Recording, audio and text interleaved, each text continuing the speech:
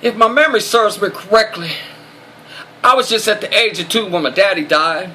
I can recall being a little boy left alone in a room full of toys, and I cried. I just cried. My daddy, Charles Freeman Brown, he was poisoned, killed, left to die a long, painful, drawn-out death. 2 long months it took, and then 3 days before Christmas, my daddy took his last breath. Now my mama, Deborah Brown, she had to take the Christmas presents back from underneath the Christmas tree. You see, it was either Fisher Price, Winnie the Pooh, Lincoln Logs, or, well, feeding me. Now I believe it was when I was at the age of 4 that I had a dream.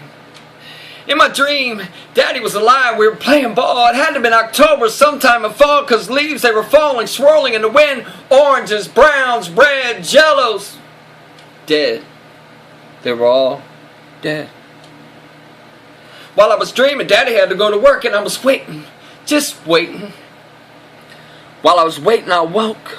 I jumped out of bed. I ran to the living room. I found my mama. Mama! Mama! When's Daddy coming home? Mama's jaw dropped in dismay. You see, it had been 2 long years since Daddy's dying day. She sort of smiled, I know now, in disbelief. She looked up toward the ceiling, toward the heaven for some type of relief. And then she sadly said, as she simply shook her head, "Baby, Daddy's not coming home. Baby, Daddy's dead." Daddy's daddy. Grandpa Brown, he stepped in. He did what he could. He did what he should. Yeah, Granddad did good. I can still remember his pipe, the sweet cherry tobacco smell. I remember his laughter, his hugs. I remember Granddad very well.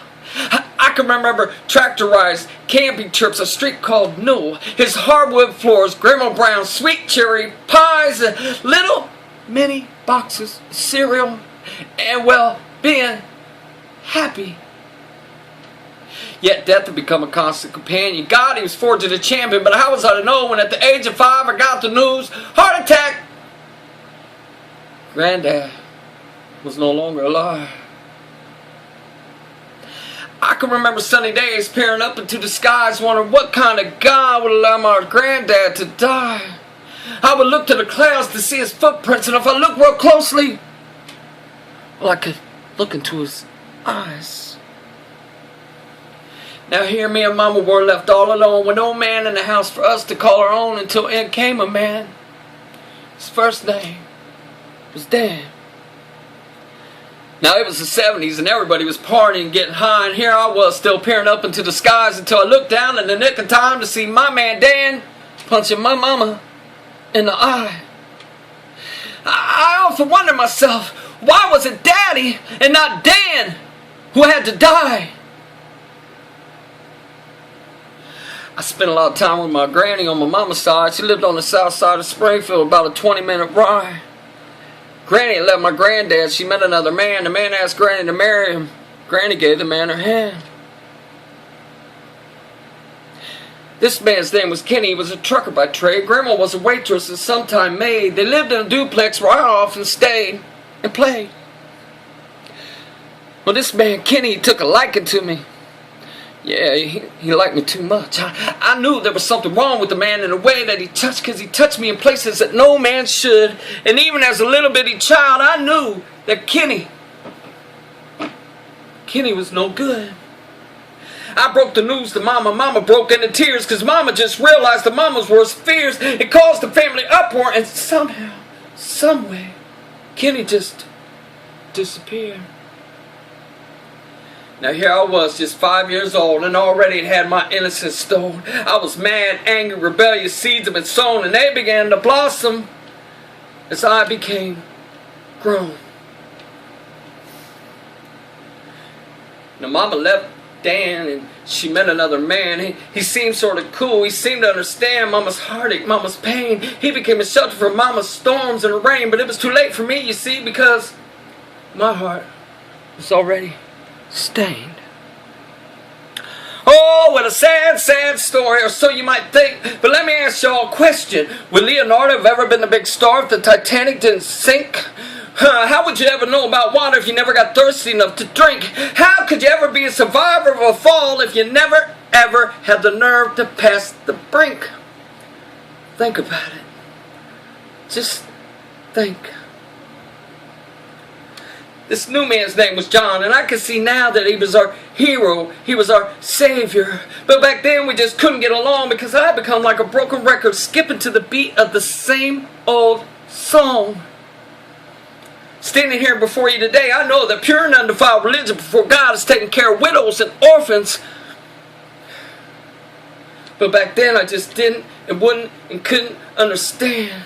Therefore I despised that man. 13 years old, I started getting drunk and coming home high off weed, smoking so much of that funk, man, it made my eyes bleed.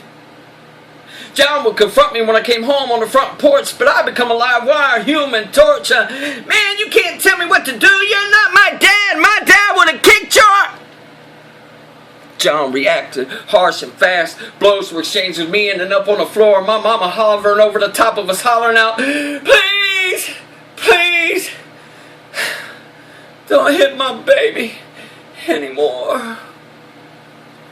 That was around 1983, and I first heard Prince had got a dirty mind. I got caught up in controversy, partying like it was 1999, and even though my heart was stained, I still found time to dance in the purple rain.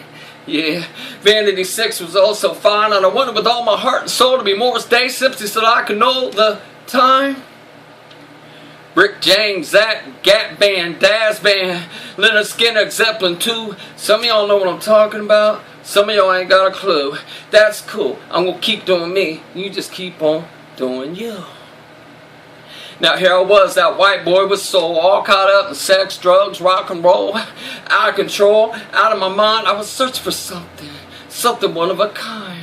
I kept running through money, women, houses, and cars, and something deep down inside of me told me I was supposed to be a star, but I never ever seemed to have the gas to get me that far. Made me a pit stop at the crack house around the way. Ended up broken on the crack house floor, so beaten down, disgusted I didn't even know me anymore. I had become a thief, a liar, a robber, and even worse. And the only way out for me that I could see would be cold and stiff in the back of the hearse. Still, always found it time to write a rhyme, to create a verse. It was the only antidote I had for this painful curse. Y'all even got so low, got my own mama's purse. Now that hurts. But you know what? Sometimes you gotta get down so low, all you can do is look up. And when all you can do is look up, all you can see is God. And somehow, in some way, you come up out of your high, you come up out of your nod. And then I found myself alone on a railroad track. This thing had become serious like a heart attack. Flat out on my back, I cried out, "God, why? Why this mess?" Little did I know God was in full control, because broken vessels are what my God does the best.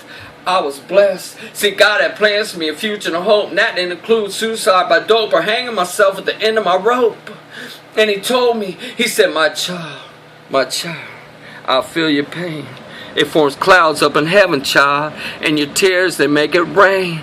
But know this, child, after every rain, there's a rainbow. And when I wipe away them tears, child, all of heaven's gonna glow. Now, I'd like to tell you after that day, my life became a bowl of whipped cream and cherries. But I gotta tell you the truth, I still had the taste for some of them sour berries. 2008, I flatlined, lost my life, only to be brought back to face more struggle and strife. 1 year later, I was beaten, left to dead. Shortly thereafter, left in a mental institution when I lost my head. I forgot what God said. I ended up back in the jailhouse, the crack house too. Don't worry, it's cool, don't judge me, and I won't judge you. See, in this world you will have tribulation. It's just the fact, it's a curse across the nations. The difference is for me today that I know that I will overcome any situation. I count it all joy as I drip with perspirations, as I become empowered by these biblical revelations. Check it out, listen to these lyrical incantations. Shh, listen to the spiritual vibrations.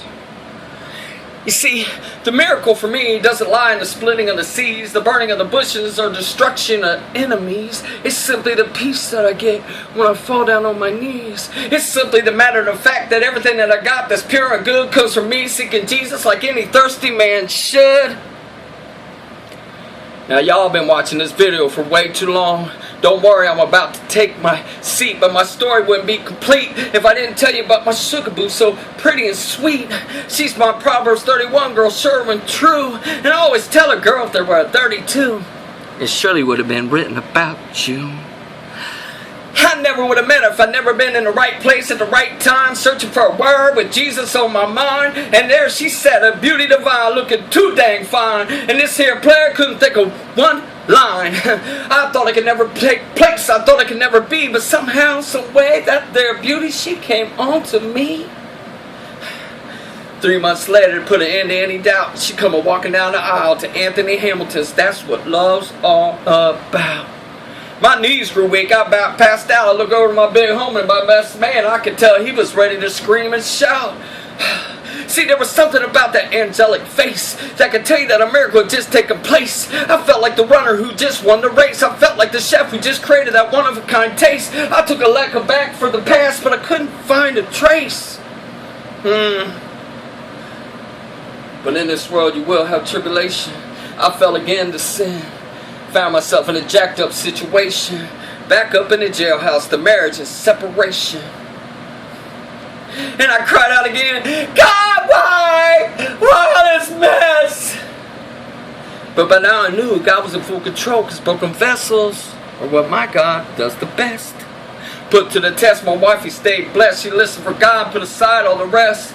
Friends and family said, he ain't no good. Leave him be. You don't need that man. God will understand. Wifey just shook her head because she just didn't know. Even when church folk told her, we told you so.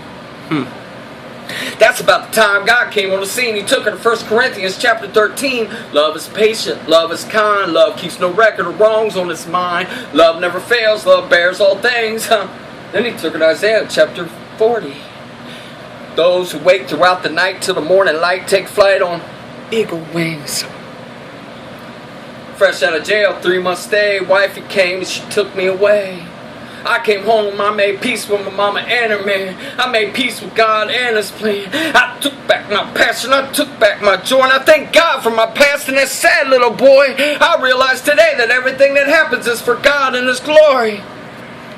And I wouldn't change one sentence of my